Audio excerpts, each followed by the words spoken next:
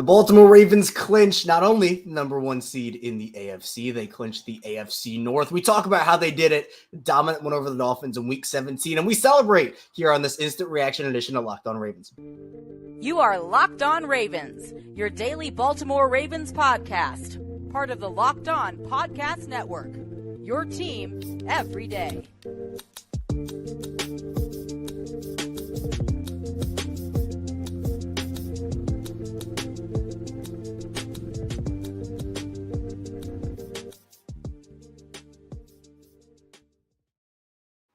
Welcome in to another edition of Locked On Ravens. We're your daily Baltimore Ravens podcast, and I'm your host, Kevin Ostreicher of Ravens. We're here with you on the Locked On Podcast Network, your team every single day. Thank you so much for being here and making Locked On Ravens your first listen each and every day, wherever you're available on all podcasting platforms. That includes over in video form on YouTube and audio form wherever you get your podcast. Today's episode of Locked On Ravens is brought to you by PrizePicks, the easiest and most exciting way to play daily fantasy sports. Go to PrizePicks.com/LockedOnNFL and use code all lowercase LockedOnNFL for a first deposit match up to $100. And we are here to party on this Sunday afternoon heading into the evening.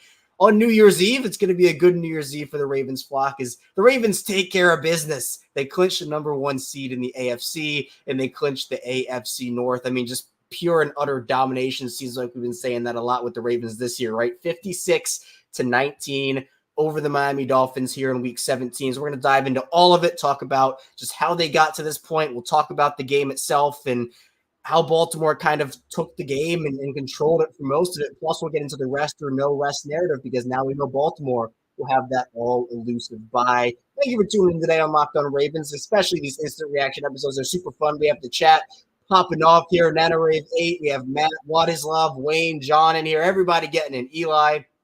It's a ton of fun getting to engage with the chat on these. So be sure to subscribe on YouTube, follow along in audio form. We're a 5-day-a-week Ravens podcast, Monday through Friday, and then obviously these live shows here.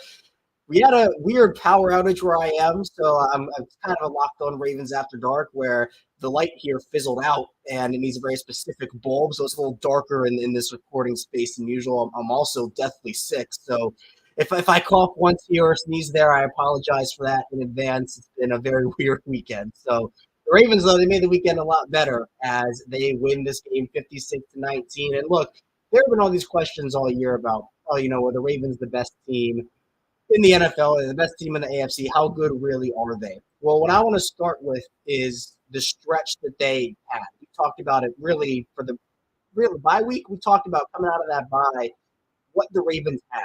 It was a stretch. The Rams, the Jaguars, the 49ers, the Dolphins, the Steelers.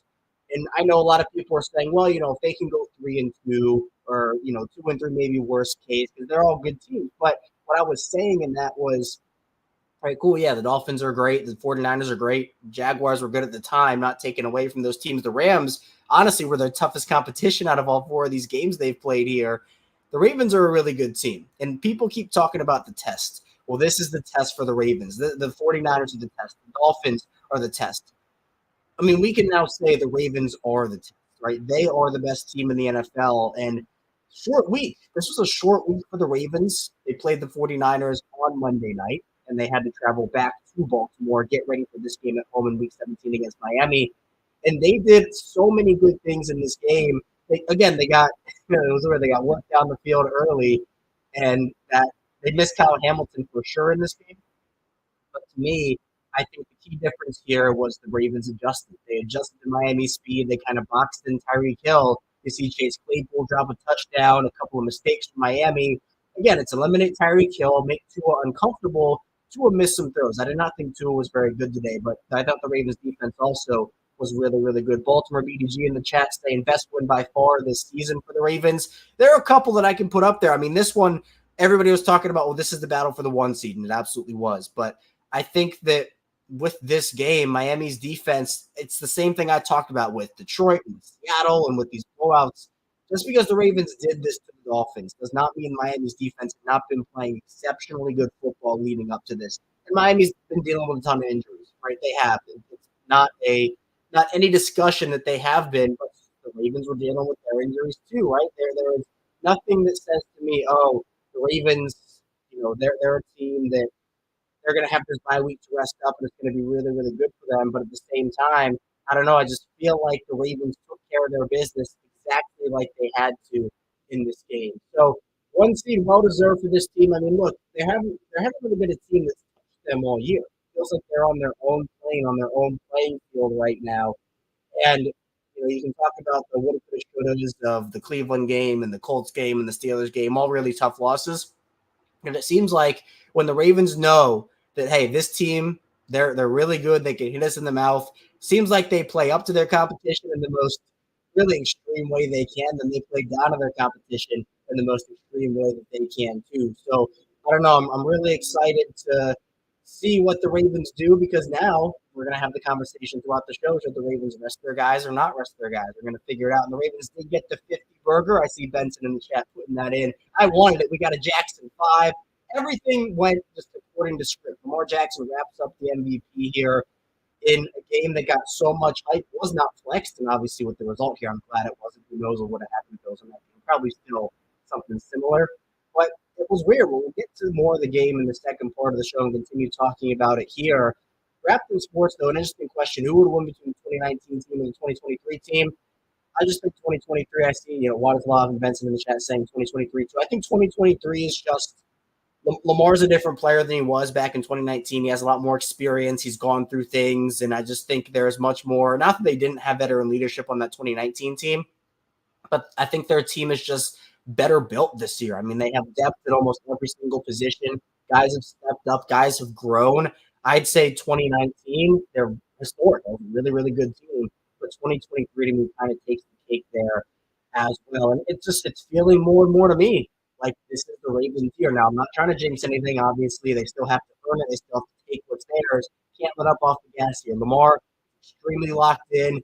During that post-game interview we had with Evan Washburn on CBS, he said he was locked in. And all season has been, 75-yard touchdown to Zay Flowers. No smile. No nothing. Now, he did smile in the post-game celebration, which was lit, by the way. John Harbaugh was getting down and dancing and hitting some moves over there in the locker room. It was really, really fun. So, I mean, look, this team deserves to celebrate here, but again, you can't get too high, you can't get too low. And the Ravens, I think that even though they've been dominating, they understand what's ahead of them. 3 games that matter. The Steelers game does not matter anymore. Maybe you want it for momentum. I don't know. We'll again talk about with the Ravens what, I guess what they'll do with their starters. But I see Benson saying you better not sell in the playoffs. I have moved now. I have changed my definition of a successful season for them. I used to think it was AFC Championship game, but with how well they're playing, this is a Super Bowl or bust year. Now, if they make it to the Super Bowl and lose, I would still consider it somewhat of a success. But with the way that, again, they've just dominated their competition, it'll be very, very disappointing to me if this Ravens team, the way they're playing, did not win the Super Bowl this season. And you have to, on top of that, look at the offseason. But that's way too far ahead. I'm getting a little off track. Baltimore's a good team. They're the best team in the NFL this season. And it seems like they respond. They respond a lot better this season. Because, Miami goes up 7-0 in this game. Tyreek, big play by him dropping that touchdown. The game, obviously, Baltimore probably still wins again, even though they dropped it. But down 7-0 like that, Ravens had to respond on offense. They absolutely did. And then, look, Baltimore ended up just boat racing the Dolphins for the rest of the game. Tua made a bunch of bad decisions, and the Ravens defense, again, boxed and Tyreek Hill took away the middle of the field. Devon Achane had a pretty good game. The run defense was a little spotty here and there. But look, now Baltimore has 3 weeks to rest up with their guys, and I think that, to me, that's one of the most important things here because you always have the conversation of what rest versus rust is. And I think, Baltimore coming off of their bye played a really tough game against the Rams, who, again, were their toughest competition as well. And I see Ed Baines agreeing with me. At the minimum, we have to make the Super Bowl. But, again, who scares you if you're the Ravens at this point? We talked about it last week. Todd Ismail and I talked about it. I went on the Ryan Rippon show. I talked about it, too. The answer should be no one. No one should scare you, but that doesn't mean that you can just look off all these teams. The Ravens don't. They do a good job of not looking off anybody and really making sure that they understand what's ahead of them. So it's going to be really cool to see this team go on this playoff run. Obviously, hopefully it's not one and done. It's been a great year for Baltimore sports, too. If you're an Orioles fan listening to this show, Orioles and Ravens both clinched number 1 seeds in the conference league. And obviously, hopefully the Ravens run goes a little better than the Orioles did. That was a little unfortunate for them. But It's just domination through and through. And I think Lamar Jackson is really mad at how the last couple of years have gone for him, how that 2019 run ended for him. He wants it. And this is a guy who's going to be a two-time MVP now. Got to have something to show for it here. If Lamar doesn't have anything to show for it, he will look at that MVP trophy that he gets, and he will look at it probably in disdain because he wants a Super Bowl trophy next to it, Super Bowl MVP trophy next to it. He wants that. He does not care about winning against the Dolphins in Week 17. I mean, obviously, you had to get it to get the 1 seed, right? That's obviously important. But in the grand scheme of things, what I'm talking about, this team has won the AFC North again, another clinching game for them. And to me, it just feels like team of destiny almost. It does. I mean, Baltimore has gone on an insane stretch. Quickly over here before we get into our first break, just looking at what the Ravens have done this season. They've been on a tear. I mentioned they're 4-0 after the bye, but they have won how many games is this? 1, 2, 3, 4, 5, 6, 7, 8, 9. They've won 10 of their last 11 games ever since that Week 5 loss against the Steelers. They've been locked in, and I think some early season woes, they've learned from them, and they've really bounced back in a really, really big way. Coming up, though, in the second part of the show, we'll keep celebrating here on Locked On Ravens, talking about that Miami game a little more in depth, talking about how the Ravens pulled this one out and how it got so away from Miami. So be sure to stay tuned. Lots still get to here on this live instant reaction edition of Locked On Ravens. First, though, this episode is brought to you by PrizePicks, and look daily fantasy sports look no further than PrizePicks. PrizePicks is the most fun so many have had, winning up to 25 times the money this football season. All you have to do is select 2 more players, pick more or less than the projected stats, and place your entry. With basketball season here, you can now pick combo projections across football and basketball from the Specials League. We created specifically for combo projections that include 2 more players from different sports or leagues. For example, if you're a big LeBron James fan, you pick LeBron James and Travis Kelce and a 7.5 combo with 3 corners made plus receptions. If you want to play along with us on PrizePicks, favorite players like Rafa McMillan, Canadian Andrew Schultz, you can find the community plays under the promos tab of the app to feature some of the biggest names in the PrizePicks community each week. Plus, PrizePicks offers an awesome reboot policies or entry stay and play even if one of your players gets injured. For football and basketball games, you have a player who exits the game in the first half and doesn't return in the second. That player is rebooted. PrizePicks is the only daily fantasy sports platform with an injury insurance policy. So go to PrizePicks.com/LockedOnNFL. Use code LockedOnNFL for a first deposit match up to $100. That's PrizePicks.com/LockedOnNFL. Use code LockedOnNFL for a first deposit match up to $100. PrizePicks daily fantasy sports made.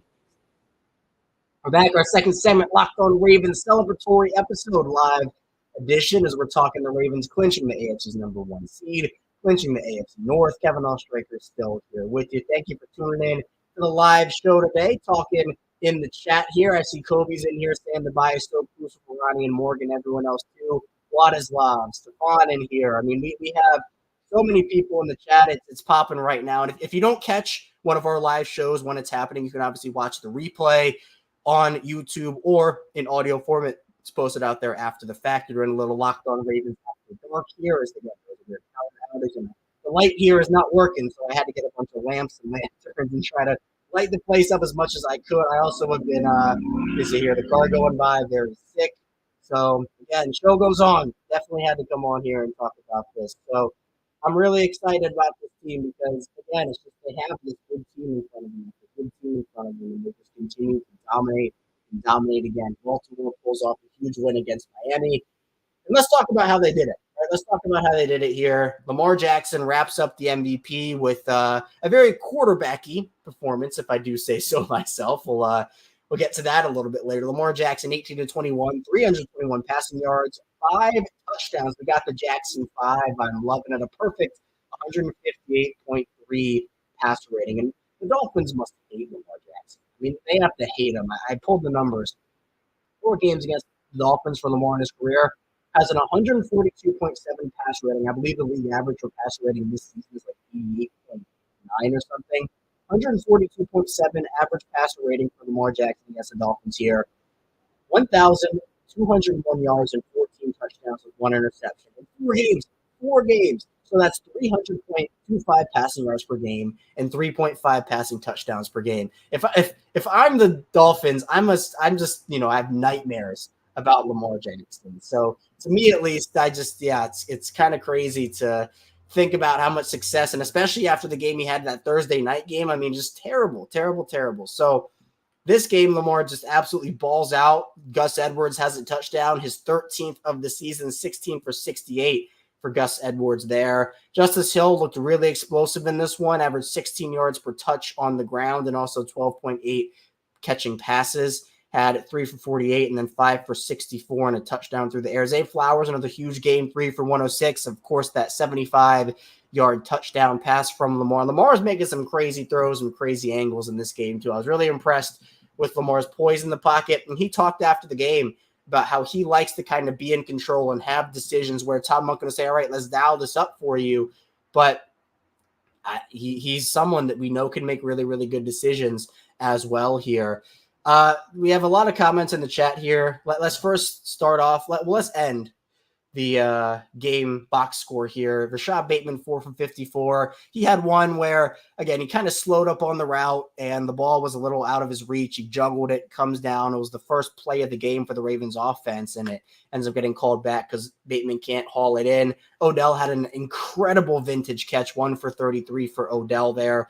Geno Stone had 8 total tackles and an interception. Again, Baltimore's defense was just all across the board here, doing a really good job. 7th interception for Geno Stone. Roquan Smith with a snagging interception. Speaking of snags, Isaiah Likely had the snag touchdown catch, one of his 2. Charlie Kohler got involved. Touchdown for him. Patrick Ricard, Project Pat getting involved in the action too. So Baltimore just dominant up and down here. I mean, Arthur Millette, I thought, had a solid game. Patrick Queen and Roquan Smith were doing their thing. Justin Madubuike, his 13th sack on the season, which is just crazy. I mean, he's balling out. It's looking like we're heading to franchise tag city with Justin Madubuike there. So I don't know. It just feels like Baltimore has a lot of different things working in their favor right now here. Yeah, Christopher saying the defense played absolutely lights out. And yeah, at this point, I think that a bunch of players are stepping up for the Ravens, and it's making them so tough in so many areas. And one of the areas that I want to talk about here, you cannot blitz Lamar Jackson anymore. You just can't do it. He has too many weapons around him. He makes such good decisions. I mean, his decision-making was definitely up and down over the first couple years of his career. Even last year, he had a couple of baffling decisions, that Giants interception probably being the cake for it. But he reads the field. He takes the check down now. It's really, really good. And you used to be able to, we're going to rush and speed up the clock, and, he has to make this decision. He's so good at it now. You have to get immediate pressure. I mean, the formula to beating this offense now is you got to drop guys into coverage, bracket guys in, not let them beat you deep, but also win early when only rushing 4. You can only rush 4 or maybe 5 against Lamar, and you have to win because shout out to the offensive line again. I thought they played really, really well throughout the entirety of this game. And it's been really important for them over the course of the season. There have been some up and downs. They didn't have Kevin Zeitler in this game. I thought Ben Cleveland held up really well at right guard. But again, no Kyle Hamilton, no Brandon Stevens in the secondary to start the game. Marlon Humphrey goes down early. They responded. I mean, Rock Ya-Sin gave up a couple plays, but I thought he was solid. Ronald Darby, who has been really good for them mostly for the entire season, did an awesome job there. I see Baltimore Ravens Gunny here. KO, what a day. It was beautiful. Kings of the AFC North, number 1 seed. They just keep stacking things. They keep stacking, and hopefully they'll be able to make a really good impression in the playoffs because I think, for a lot of people now, it's the only, can Lamar win in the playoffs? Can Lamar do this? Can Lamar do that? But at this point, it's not about just Lamar. It's about this team. And that's why, to me, my expectations have increased even further from where they were at the start of the season because they have been so dominant for the majority of the year.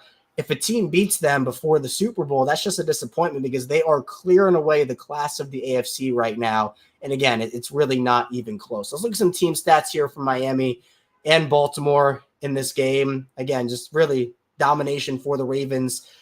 And you look at it in a bunch of different forms, right? I mean, really, time of possession was the one that was the most even for these two teams. The Ravens held the ball for just about a minute more than Miami did. And this is what I've been saying about the Ravens. They've just been an efficient team the entire season. And I've said it before. If you're an everydayer on Locked On Ravens, you know this. But the Greg Roman philosophy, again, what was it? Take the ball, hold it for 10 or 11 minutes, and drain the clock, score a touchdown. The Ravens in this game, I put the tweet out. I'm going to pull it here as I'm talking. But Baltimore scored 21 points outside of the end of the half kneel down they had from the end of the second quarter to the beginning of the second half. Baltimore scored 3 touchdowns, and I'm getting close. It was, I think maybe a minute 31. Yeah. 3 touchdowns in 2 minutes and 9 seconds. They had a 1-play, 75-yard touchdown drive that was 12 seconds, 4 plays, 38 yards for a touchdown that was 26, and 3 plays for 18 yards that was a touchdown in a minute and 31. Now, that last one was aided by the Justice Hill big return. But again, Baltimore, they triple dipped at the end of the first half. They triple dipped. They didn't double dip. They triple because they got the ball, they scored. And then you say, oh, okay, they'll get the ball back in the second half. Miami turns the ball over, and the Ravens score a touchdown again before the end of the second half. So they double dipped before the half was even over. They got the ball back, and they scored again. Baltimore's just doing so many good things at this point. So I just think that their expectations for me, AFC Championship game or bust was the big expectation for me this year. It is now Super Bowl appearance or bust because they've just been that good for me. So rounding out the team stats here before we get into our big conversation about the rest, which obviously we'll talk about throughout the rest of the week here on Locked On Ravens. Miami ended up having 4 less first downs than the Ravens did, 24 for the Ravens and 20 for the Dolphins. Miami just 221 yards passing. Now, Miami and Baltimore were pretty even in the rushing department, 160 compared to 154. But you look at the red zone. Baltimore went 5 for 5 in the red zone here. Miami only 2 for 3. So that was the big part here. Baltimore got down in the red zone. They converted in the red zone, and they were able to get a couple of chunk plays from outside of the red zone to also score. That was the big part for me here. 4 for 7 on third down for the Ravens. They really were good on the early downs. They were converting a lot on first and second down. They didn't have a ton of third down situations. When they were in third down situations, they converted. Miami went 6 for 15 on third down, so well under 50% for them. Good mark by the Ravens defense. 2 for 4 on fourth down for the Dolphins. Baltimore held. And obviously the 1 for 1 for the Ravens, we know what it was the Isaiah Likely touchdown pass. So coming up with the final part of the show, we'll be talking about if the Ravens should rest their starters or not rest their starters in their big Week 17 win. So be sure to stay tuned for that. We still have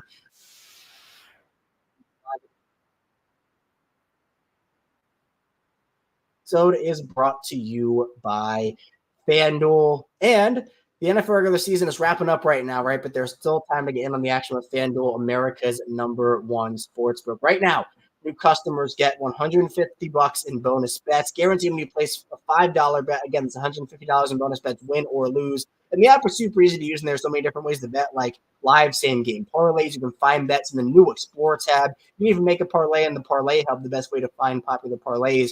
And there's so much more. So for the Ravens, if you took the Ravens money line, you're living large here. The Ravens blew that number out of the water. Lamar Jackson had picked more touchdowns for him. He was balling out. Zay Flowers, anytime touchdown. Pat Ricard, maybe anytime touchdown. Charlie Kohler might have won big money over on FanDuel. Visit FanDuel.com/lockedon. Make your first bet a layup. FanDuel, official partner of the NFL.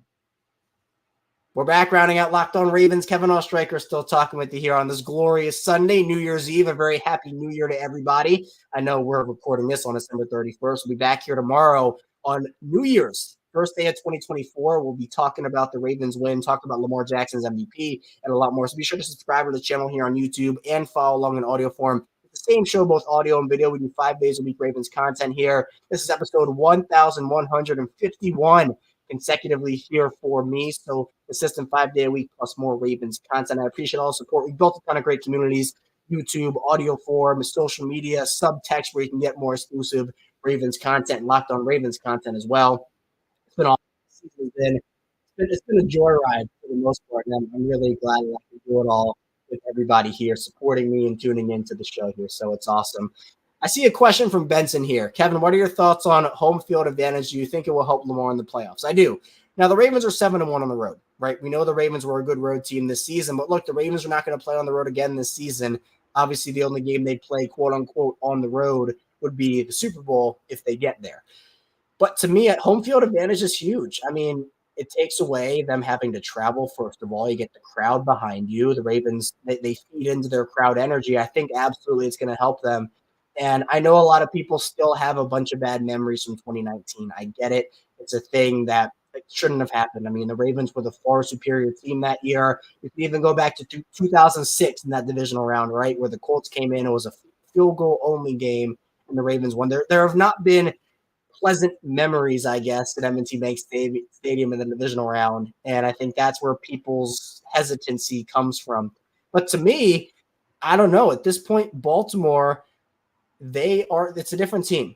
I don't like pigeonholing a current team to a past team. I don't like connecting those because sure, you can talk about what happened. You can talk about how it was bad, but that 2019 didn't have Roquan Smith. Mike McDonald was not the defensive coordinator. They didn't have the depth. They dealt with a bunch of injuries in that. And Mark Ingram, Mark Andrews, both were just not able to play up to the level. Ingram didn't even play in the game barely, I think. So at this point, Baltimore has a lot in their favor. And I don't know, there's a lot to like about this team. I see Emil checking in from Puerto Rico. I appreciate you tuning in, Emil. This team is destiny to me. I mean, I've thought this for a while, and again, I'm not trying to jinx it. Please don't take it that way. But who is challenging the Ravens? There are a lot of good teams in the NFL. Plenty of work still to be done. I'm not giving the Ravens a Super Bowl, but they have to be your favorites. I mean, they have to be there. They've passed every test they've been given, and other teams have failed the Ravens test miserably. The 49ers failed the Ravens test miserably. The Dolphins miserably, right? It's just all these things. The one team I think that might be able to get them if things go right for them, it's weird to say, but I think if Flacco does his magic, the Browns defense to me is the only thing that I think can stop this Ravens offense right now. Myles Garrett. It's not even about Flacco to me. It's about Myles Garrett, right? It's about the Browns defense and how good they've been. Baltimore's defense is better, but I think that Browns defense is the only one that can maybe slow Lamar Jackson and that offense down. But even so, I just don't see it. I don't see how the Ravens lose, and it's really interesting to me how it happened. Nico saying, Kevin, how to play the same opponents in the playoffs? How to play the same opponents in the playoffs. Well, if you're talking about, like, for example, with the Browns, and you go, I don't know if this is a question, but I'll take it in this direction. The Browns and the Ravens playing 3 times in a season, right? The Steelers and Ravens did plenty during the early quote unquote days in late 2000s, early 2010s, but playing a team 3 times in a season gets it familiar, right? You know them, they know you.